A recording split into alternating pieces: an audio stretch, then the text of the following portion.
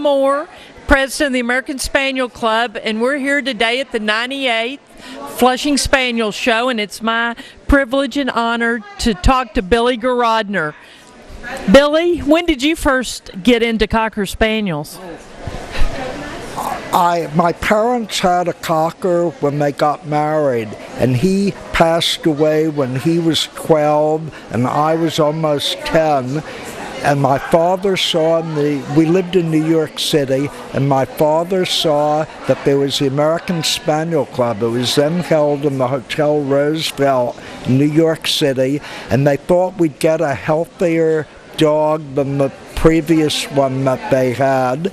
And they took me, and most kids go to something and then do other things. They lost the kid. This is what I wanted to do from then. And I've only missed one Winter National since then, a couple of years ago.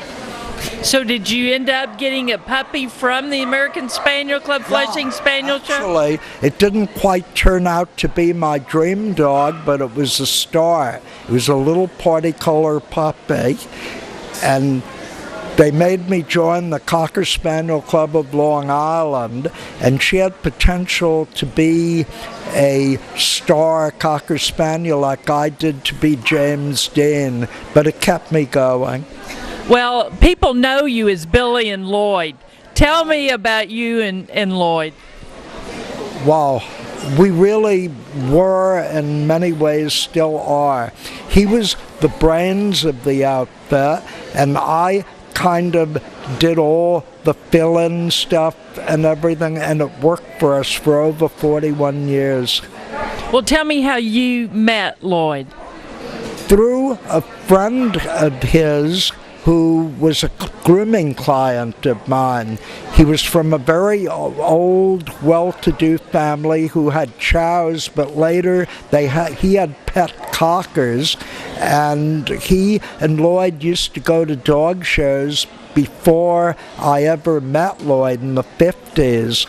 And when I met Lloyd, of course, our mutual love of the dogs. Lloyd always wanted to do dogs, but was like a footloose bachelor in New York. And we started having our cockers in his apartment in New York, then moved to New Jersey to a kennel, had a boarding kennel in Virginia, and now I'm in the house he really would have loved best, in the way out in the country. Do you have any Cocker Spaniels now? At home, I've got two. I have the last black girl that God has a sense of humor. The last black girl that Lloyd and I bred together, she will be 12 this spring. And I have one I don't know that I can do on this interview.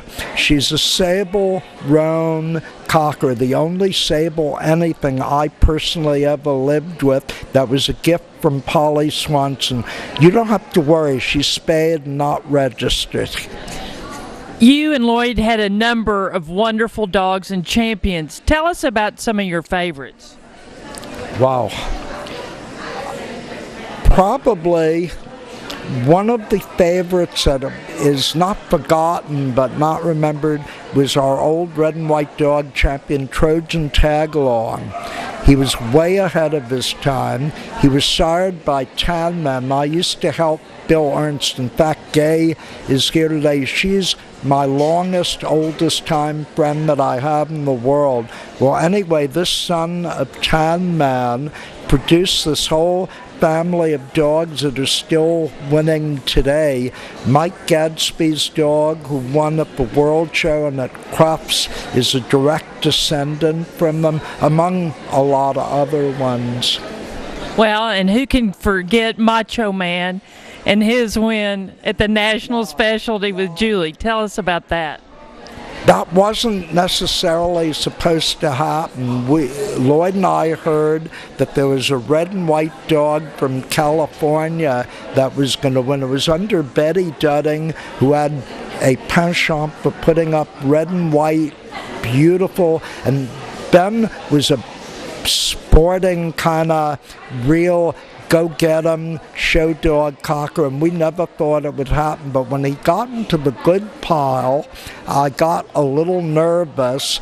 We were going to retire Ben that day, whether he won or not, but he won, and boy, there are still pictures of the party we had, and all the people really close to him, like Julie and her mom, and Gay, and Jack Ward's first wife, Norma. We had us a party. There's a couple of more things I want to ask you about. Some of your great memories about the Flushing Spaniel show, because you've talked about how long you've been, and then some of the people that have mentored you and have influenced your life. So tell us if there's a particular memory about the Flushing Spaniel show over all these many years that sticks out. It's not a Cocker one, though. There was a man from Ohio, Dick Squire, who reintroduced the field spaniel of this country, and I particularly, and then Lloyd and I would watch the progression of these wonderful dogs. If it were not for the ones that he brought from England and fostered, that breed would not be winning best in shows today. It was exciting to see, but I saw another rebirth. They had a little table which is very much like the field spaniels with the Boykin spaniels, and it's been one of my joys to get to know Paisley Knutson and a lot of the Boykin people. And of course it took Mike and Linda Pitts to turn this into a dog that everybody knows. That's one of the things, if you come to this, you see things like that if you take the time, other than the Cockers, that make you a more enriched dog person. So tell us about some people that influenced you and helped you and Lloyd along the way. Wow. Well, probably Dee Dee Wood most of all, because she put together what Lloyd and I only dreamed about in pieces. She taught us about balance and front and rear, that there were other things in pastern hair and just a pretty face. And she also taught us, I think, to be better losers than we probably started out to be. There's so many people who've helped me, like Ruth Benhoff, and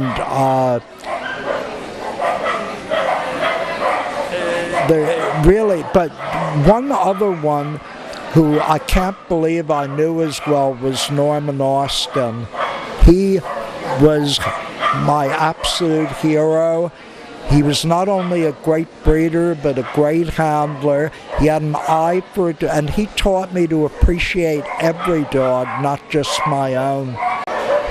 Well, thank you. It's been a pleasure today, and we appreciate you taking this time to participate in the oral histories of the American Spaniel Club.